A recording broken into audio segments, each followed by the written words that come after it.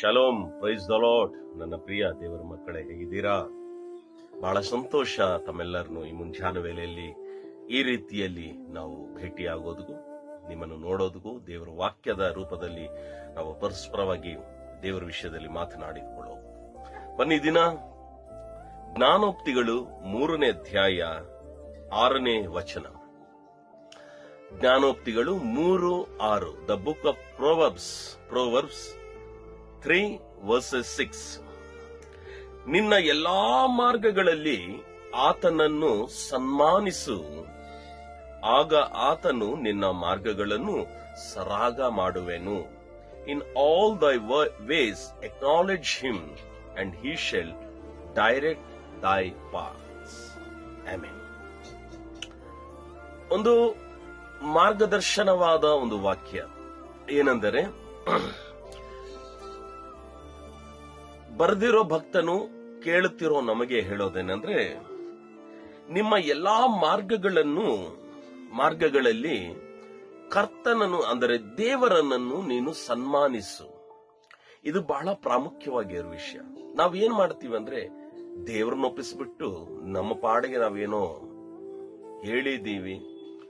ಕೆಲವರು ಹೆಂಗೆ ಅಂದ್ರೆ, ದೇವರ ಮುಂದೆ ಪ್ರಾರ್ಥನೆ ಮಾಡಿದೀವಿ, ಇಟ್ಟಿದೀವಿ, ಅದಾಗುತ್ತೋ ಅದು ಇಲ್ವೋ, ನನಗಂತೂ ಗ್ಯಾರಂಟಿ ಇಲ್ಲ ಅಂತ ಹೇಳೋ ಪ್ರಜೆಗಳು ಇದ್ದಾರೆ. But what the word says, ವಾಕ್ಯ ಏನ್ ಹೇಳ್ತಾ ಇದೆ, ನಿನ್ನ ಎಲ್ಲಾ ಮಾರ್ಗಗಳಲ್ಲಿ ಕರ್ತನನ್ನು ಸನ್ಮಾನಿಸು. ದೇವರನ್ನು ಯಾರು ಸನ್ಮಾನಿಸುತ್ತಾರೋ ದೇವರು ಅವರ ಮಾರ್ಗಗಳು ಸರಾಗ ಮಾಡುತ್ತಾರೆ. Amen. Hallelujah. You had to acknowledge God in all your ways. Wherever you go, whatever you do, you had to think one thing, did I acknowledge my God? ನಾನು ನನ್ನ ದೇವರನ್ನು ನಾನು ಸನ್ಮಾನಿಸುತ್ತಾ ಇದ್ದೀನ? ಅನೇಕರು ಈಗಿನ ಕಾಲದಲ್ಲಿ ಯಾರ್ಯಾರಿಗೋ ಸನ್ಮಾನಿಸುತ್ತಾರೆ. ರಾಜಕೀಯ ನಾಯಕರನ್ನ ಸನ್ಮಾನಿಸುತ್ತಾರೆ, ಬಹಳ ದೊಡ್ಡ ದೊಡ್ಡ ವ್ಯಕ್ತಿಗಳನ್ನು ಸನ್ಮಾನಿಸುತ್ತಾರೆ. ನೀವು ದೇವರನ್ನು ಸನ್ಮಾನಿಸುತ್ತಾ ಇದ್ದೀರಾ? When you acknowledge God, then he shall direct your paths, your ways.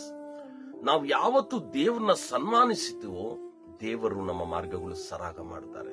ಹೌದ್ರಿ, ಈ ಜೀವನದ ಪ್ರಯಾಣ, ನಮ್ಮ ಮಾರ್ಗಗಳು ದಿನದಲ್ಲಿ ಹೇಗಿರುತ್ತದು ಗೊತ್ತಿಲ್ಲ. ಈಗ ಮನೆ ಬಿಟ್ಟು ನೀವು ಆಫೀಸ್ಗಳಿಗೆ ರೆಡಿ ಹೋಗ್ತೀರಾ, ಕಾಲೇಜ್ಗಳಿಗೆ ಹೋಗ್ತೀರಾ, ನಿಮ್ಮ ದಿನನಿತ್ಯ ಕಾರ್ಯಗಳಿಗೆ ಸಿದ್ಧರಾಗ್ತೀರಾ.